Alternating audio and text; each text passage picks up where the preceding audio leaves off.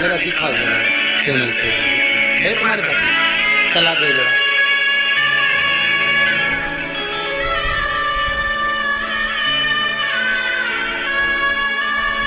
हरियाणा की है, यही गुरुग्राम की है, और बेचारी वो गुरुग्राम के पास में से कहीं से आई, और उसका भाव देखिए, उसकी भाव की शुद्धता देखिए, उसकी भाव की निर्मलता देखिए, जरा विचार करिए उसके भाव।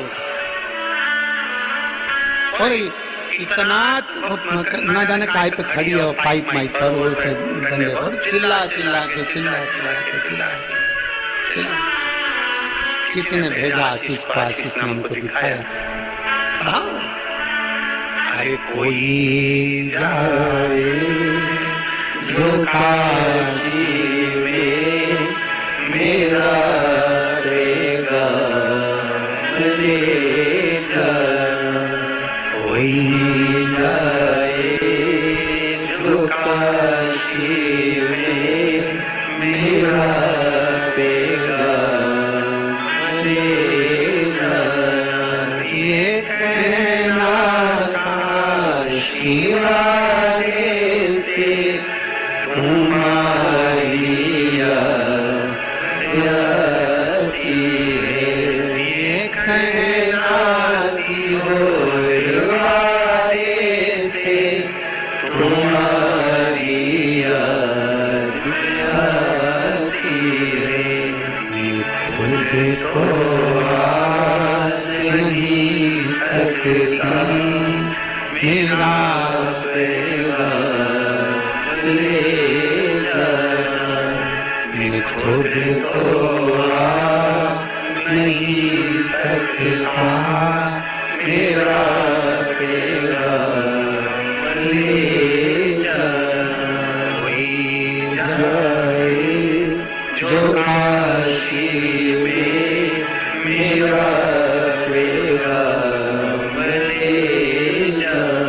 एक भाव अपने भीतर प्रकट करिए, एक भाव की निर्मलता अपने भीतर प्रकट करिए, और जब एक भाव हमारे भीतर प्रकट हो जाएगा तो शिव तत्व क्यों ना मिलेगा, शंकर क्यों ना मिलेगा। आप फुलेरे का दर्शन कर रहे हो, उसकी छत्र छाया में बैठे, एक पुष्प का दर्शन कर रहे हो, अर्थात हम जब मंदिर में जाएं, हम हरतालिका का दर्शन करने के लिए जाएं, हरतालिका तीज के फुलेरे का दर्शन करने के एक भाव लेकर जाए, एक अटल विश्वास लेकर जाए, एक दृढ़ता लेकर जाए, एक भरोसा लेकर जाए, बिना भरोसे के परमात्मा के तक जाए। मानो तो मैं गंगा मां हूं, ना मानो तो बहता। आप मानोगे तो गंगा है ना, आप मानोगे नहीं तो फिर वो गंगा कहां से करेंगे, बहता हुआ पानी। आपके ऊपर निर्भर करता है कि हम शिव को कैसे प्राप्त कर सकते हैं, आपके ऊपर निर्भर करता है हम शंकर को कैसे प्राप्त कर सकते हैं। 6 वर्ष की अवस्था है माता पार्वती जी की, बाल्य अवस्था, छोटी सी अवस्था, नहीं जानती पार्थिव लिंग का निर्माण कैसे करना है, ये उनको नहीं आता। पार्थिव लिंग का निर्माण कैसे करना है ये उनको नहीं मालूम है, माता पार्वती जी को नहीं। वो तो अपने देव ऋषि नारद के कहने पर बस केवल तप साधना में लगी हुई है, अपनी तप साधना में। नमः शिवाय, नमः शिवाय, नमः शिवाय, ओम नमः शिवाय, नमः शिवाय, ओम नमः शिवाय, नमः शिवाय, ओम नमः शिवाय।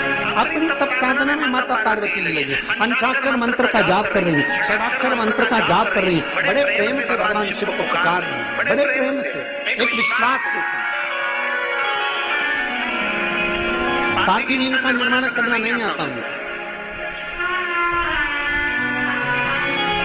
और जब भरोसे के साथ, जब विश्वास के साथ भगवान शंकर के पार्थिव शिवलिंग का पूजन करने की एक भाव हमारे भीतर प्रकट होता है, पार्थिव लिंग के निर्माण जितनी हरतालिका तीज का पूजन करने वाली मेरी जीजियां हैं, उनसे निवेदन है, जब पार्थिव शिवलिंग आप घर में बनाएंगे हरतालिका तीज के पूजन के लिए, प्रदोष काल से आप पूजन करना प्रारंभ करते हो, दूसरे दिन तक प्रातः तक आपकी पूजन चलती रहती है ब्रह्म मुहूर्त तक। तो जब आप पूजन करने के लिए पार्थिव लिंग का निर्माण करते हैं, जिनके यहाँ पर पूजन होती है वो, तो दिल से बाबा से प्रार्थना कर कर शिवलिंग बनाइए, दिल से माता पार्वती का निर्माण करिए, दिल से आप बाबा का गणेश जी का निर्माण कर, दिल से आप उसका पूजन करिए, दिल से।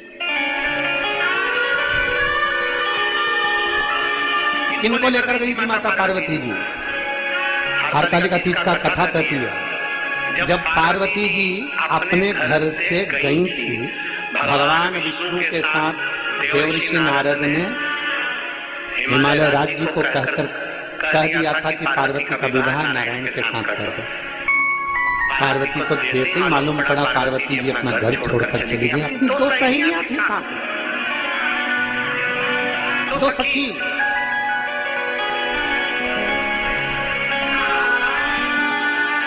अपनी सहेलियों के साथ जा रही है माता पार्वती, अपनी सहेलियों के साथ। और माता पार्वती जी अपनी सहेलियों के साथ में जब गई, माता पार्वती जी एक वन में गुफा में प्रवेश कर गई। गुफा में प्रवेश कर वन में बैठकर माता पार्वती, दो सखियां, और बहुत ध्यान लगाना महाराज, दो सखी कौन सी है? ये तो पार्वती जी की सखी लिखी है उन्होंने, पर दो सखी कौन सी है? एक अपना मन, एक मन को सखी मान, और एक अपना शरीर। ये दो चीज ऐसी है, कभी कभी ऐसा होता है कि शरीर तीर्थ तक पहुंच जाता है, 200-500 1000 रुपए खर्च कर तीर्थ तक चले गए, और मालूम पड़े वहां तुम्हारा मन ना लगे तो फिर तीर्थ किस काम? सखी दो, कभी भी तीर्थ करने जाओ, गंगा नहाने जाओ, मंदिर दर्शन करने जाओ, भगवान शंकर के फुलेरे का दर्शन करने जाओ, हरतालिका का दर्शन करने जाओ, चाहे तुम भगवान शंकर में, शंकर के मंदिर में एक लोटा जल चढ़ाने जाओ, तुम्हारा दिल करे तुम मंदिर में जाओ, पर निवेदन इतना है कि उसके साथ जाना जिसका दिल शंकर में लगता है। मालूम पड़े मोटरसाइकिल पे मम्मी ने कहा कि बेटा मुझे शंकर जी के मंदिर ले चल, और मोटरसाइकिल की जो भट भट चालू हुई, उतनी देर में उसका मुंह चालू हुआ, क्या मम्मी क्या घूमने लगी हो, क्यों सियोर वाले के चक्कर में पड़ी हो, क्यों तू पागल हो गई? अपनी पत्नी को भी ज्ञान देता रहता है, क्यों जा रही है, पागल है क्या, मूर्ख है क्या, फुलेरे के दर्शन से कुछ होता है क्या? चल मैं फूल वाले के घर ले चलता हूँ, मटर बहुत सारी माला टंगी होगी, तू उसी को देख ले।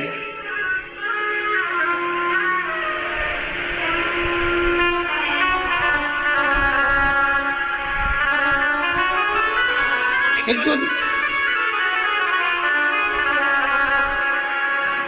जिनकी आदत होती है ना कुछ कहने की, होता है।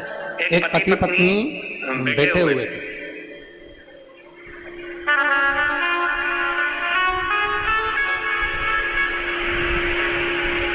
पति सुबह की चाय पी रहा था, पत्नी भी उसके पास में बैठी हुई थी, वो भी चाय पी रही थी।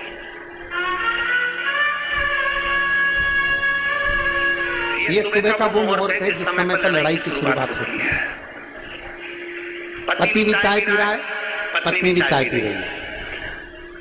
अब पति जो है वो बड़ा तर्क करने वाला था, पर पत्नी तर्क करने वाली नहीं थी। पत्नी तो बिल्कुल भगवान की भक्ति करने वाली, वो हर चीज में अच्छा देखती थी, और पति हर चीज में बुरा देखता था। पति ने कहा कितना बेकार जमाना आ गया, ऐसा गंदा जमाना हमने जिंदगी में नहीं देखा। इतने में पत्नी चाय पीती पीती रसिया, क्या बोलते हैं आपके यहाँ, क्या बोलते हैं उसको, रसिया बोलते हैं, उसको डुबो के और खा रही। और इतने में पति बोलता जा रहा है कि कितना बेकार जमाना आ गया, सब गंदे गंदे लोग जुड़ गए संसार में, सब बेकार हो गए। क्या वीडियो चल रहा है? देखो एक हरियाणा की बूढ़ी माँ, उसका वीडियो देखिए, जो आज कल कथा न्यूज सुनने को मिली ना उसको, तो पंडाल में उसने कितना चिल्लाया। चल उसकी आवाज आ रही है ना? क्यों आवाज ना आएगी तो क्या मतलब वीडियो दिखाने से?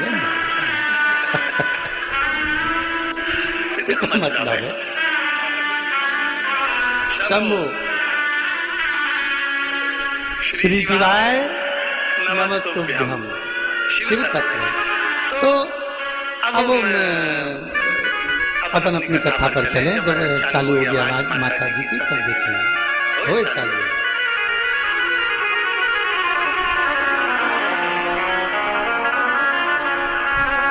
अब पत्नी वो रसिया डुबा डुबा के उसको खा रही थी, है?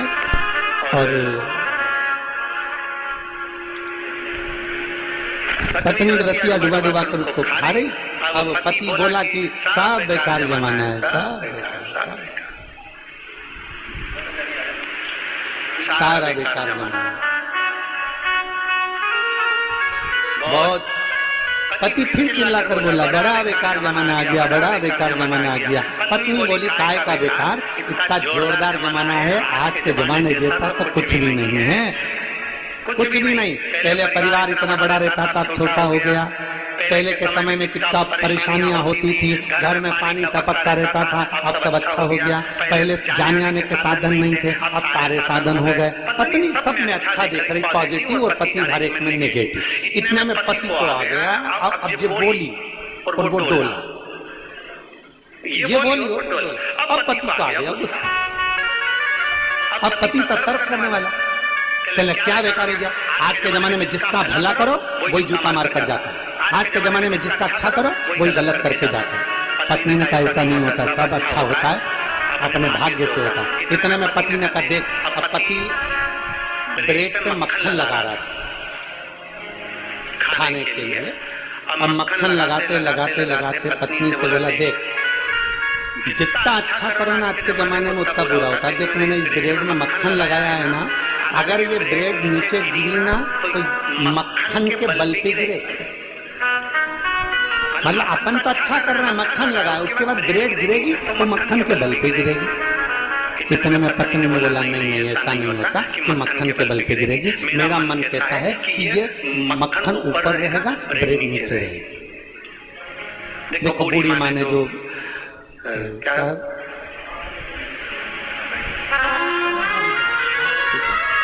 बाद में कर लो, अभी लगाएगा।